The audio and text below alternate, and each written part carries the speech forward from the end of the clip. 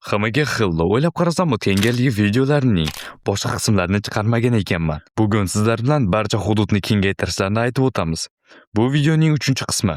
Agar qaysidir hududni eslay olmagan bo'lsam, kommentariyaga yozib keting. Birinchi va ikkinchi qismlarini kanalimga joylab qo'yganman. Yoki u videolarning reworkini yoki qayta ishlanishini xohlasangiz, uni ham yozib keting. Bo'lmasam videoni ko'p cho'zib o'tirmasdan boshlab qo'ya qolaman.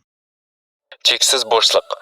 Gojoning hududi ko'pchilik bilsa ham kerak. Hududning ichki tarafi xuddi cheksiz bo'shliqdek, koinot va qora tuynuk. Hududning kafolatlangan zarbasi bor va bu dushmanning miyasiga cheksiz tarzdagi informatsiyalarni berib, hudud zonasiga tushgan dushmanlarni hech qanaqa harakat qila olmaydigan va sog'lom qoldirmaydigan qilib tashlaydi. Bu hududning kafolatlangan zarbasi juda ham xavfli hisoblanadi.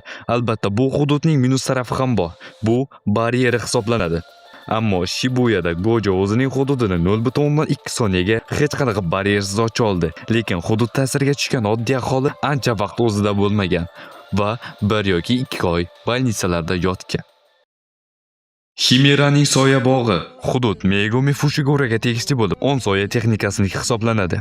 Megumining hududi to'liq bitmagan. Shu sabab uning bariyeri yo'q. Hududning ko'rinishi hamma joy soyadan iborat. Aytganimdek, hudud to'liq qilinmagan. Lekin shunga qaramasdan, Megumi uni 120% ga ishlata oldi. Hudud o'zidan kafolatlangan zarbani bermaydi. Dushman o'zining oyoqlariga la'natlangan energiya bilan qoplab olmasa, uni hududning ichiga torta ketadi. Ya'ni soyaga tortib ketadi va dushman hech qanaqa kislorodsiz va yorug'liksiz cheksiz zulmat tomon boraveradi. Minus tomonlari yana o'sha baryersizligi. Chunki dushman osonlik bilan qochib keta oladi. Lekin Megumi uni g'orda va maktab sport zalida ishlatgan. Baryer o'rniga oddiy devorlarni. Megumi hududini kengaytirgan vaqt o'zining 120% kuchini ishlatib, 2 yoki 3 klonlarni paydo qila boshlagan. Hudud o'zidan 2 yoki 3 shikigamilarni nusxalab chiqara oladi va bu ham hududning qiziqarli tomonlaridan biri hisoblanadi.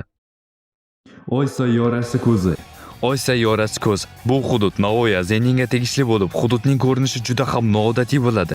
Bitta ko'prik va boshqa yerlar jarlikdek. Hudud ichida 100% kafolatlangan hujum mavjud. Hudud proyeksiya texnikasini maksimum tarzda ishlatadi. Hudud ichiga tushgan har bir dushmanga proyeksiya texnikasi kletkalar darajasida ishlaydi. Agar dushman to'satdan harakat qilsa, uni bo'laklarga bo'lib yuboradi. Ko'p hollarda hudud hech qanaqa noodatiy narsasi bilan ajralib turmagan.